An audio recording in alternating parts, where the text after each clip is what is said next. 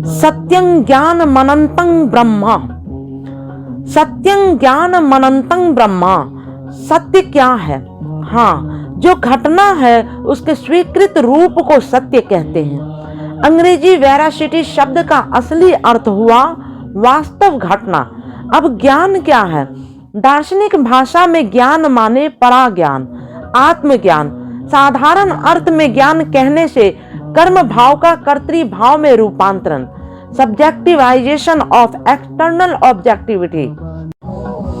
बाह्य कर्म तत्व को जब कर्तृ कारक में रूपांतरित किया जाता है तब उस रूपांतरण को ज्ञान क्रिया कहते हैं। आत्मज्ञान के समय में तो कोई बाह्य वस्तु है ही नहीं, इसी से उस क्षेत्र में बाह्य कर्म तत्व के कर्तृ तत्व में रूपांतरण होने का अवकाश कहाँ है? आत्मा के बाहर तो कोई वस्तु है ही नहीं।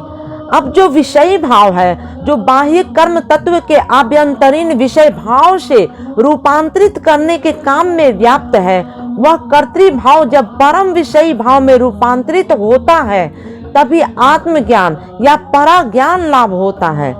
जब तुम कुछ देख रहे हो तब उसे कौन देख रहा है? हाँ, तुम्हारा अहं भाव, तुम्हारा मैं कर रहा हूं यह भाव, अर्थात तुम्हारा विशुद्ध मैंपन। तुम्हारे देखने के समय यह मैं ही हुआ विषयी। जैसे तुम एक हाथी देख रहे हो, अब हाथी कौन देख रहा है? तुम्हारा कर्तृ मैं, तुम्हारा शुद्ध मैं। जब तुम जानते हो कि तुम्हारा कर्तृ मैं एक हाथी देख रहा है, तब तुम जानते हो कि हाँ, मैं हाथी देख रहा हूँ। अब तुम में यह जो दृष्टा तुम है, जिसके लिए तुम जानते हो कि तुम हाथी देख रहे हो, इस दृष्टा तुमको जब तुमने जान लिया है तभी मैं कहूँगा तुम्हें आत्मज्ञान हुआ है। यही हुआ ज्ञान। सत्यं ज्ञानमनन्तं ब्रह्म। सत्य के बारे में मैंने पहले ही कुछ कहा है। तब आध्यात्मिक परिभाषा में सत्य की संज्ञा हुई परहितार्थं वांग मनसो यथार्थं सत्यम। जब तुम दूसरे के हितार्थ कुछ करते हो, उस समय तुम्हारी जो कर्मेशना या कर्मेशना प्रेषित मानस प्रक्षेप है उसे सत्य कहते हैं। किंतु यह तो दर्शन की भाषा है। व्यवहारिक जीवन में पंचभूत के जगत में सत्य कहने पर यही समझा जाता है। अंत माने प्रांत, शेष बिंदु। अनंत माने जिसका कोई प्रांत बिंदु ना हो, जिसका कोई शेष किनारा ना हो। अब परम पुरुष के बारे में अनंत शब्द का व्यवहार क्यों हुआ? यदि मैं कहूँ, एक तो वह हुआ एक विशेष मानस प्रक्षेप, बाह्य आभ्यंतरीण। केवल बाह्यिक ही नहीं, केवल आभ्यंतरीण भी नहीं, अर्थात जिसकी उत्पत्ति हुई बाह्यिक जगत से और शेष बिंदु हुआ अंतर जगत में। अंतम एक विशेष मानस प्रक्षेप है, अनंतम भी वही है। तब परम पुरुष के लिए मैं अनंत नहीं कहूँगा। क्यों? एक बार मैंने कहा है वे एक हैं, अर्थात एकक सत्ता हैं। फिर मैं कहता हूँ वे अनंत हैं, अर्थात इनफाइनाइट हैं, या असीमित सत्ता हैं, या असीम सत्ता हैं। मानव मन जब उनके साथ एकात्म हो जाता है, मन जब संपूर्ण रूप से अपेक्ट या एकाग्र हो जाता है, तब वह एक ही तो है। कारण उस अवस्था में आध्यात्मिक साधक तो अहंग वर्जित हो जाते हैं, क्योंकि मन उनका परिमाप नहीं कर सकता। इसी तो उन्हें अनंत कहा गया है। गाणितिक विचार से वे अनंत नहीं हैं, ध्यान जगत में ध्येय के विचार से वे अनंत हैं।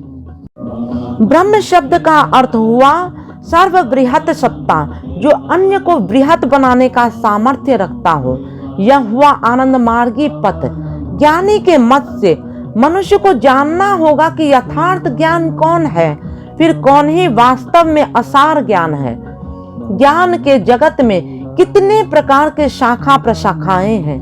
उनमें से कुछ का कार्य इस नश्वर जगत को लेकर है, फिर कुछ के आलोच्य विषय हुए परम पुरुष, जो शाश्वत हैं, अपरिवर्तनीय हैं, अविकार्य सत्ता हैं। एकं ज्ञानं नित्यमनंत माद्यंत शून्यं नान्यत वर्तते वस्तु सत्यम तयोर्भेदो अस्मिनिन्द्रियोपाधिना वै ज्ञानस्यायं वसते। परम पुरुष एक अपरिणामी सत्ता है। हम जब इस परिवर्तित या परिवर्तनीय जगत के सानिध्य में आते हैं, तब हमें स्मरण रखना होगा कि यह जगत सार वस्तु नहीं है, यह हुआ उसी अपरिणामी सत्ता का एक परिवर्तित रूप मात्र। इस परिवर्तनीय प्रपंच वस्तुओं के मोह में हम आविष्ट होकर नहीं पड़ेंगे। हम उस ध्रुव सत्ता भूमा की ओर दृष्टि निक्षेप करते हुए आगे बढ़ते जाएंगे।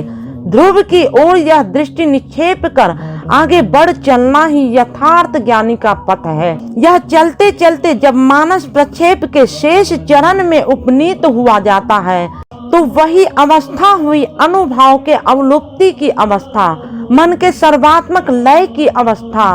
वही हुआ मोक्ष की शेष अवस्था। यही हुआ ज्ञान मार्गी की मोक्ष दशा। दूसरे दिन भक्ति के संबंध में कुछ कहूँगा।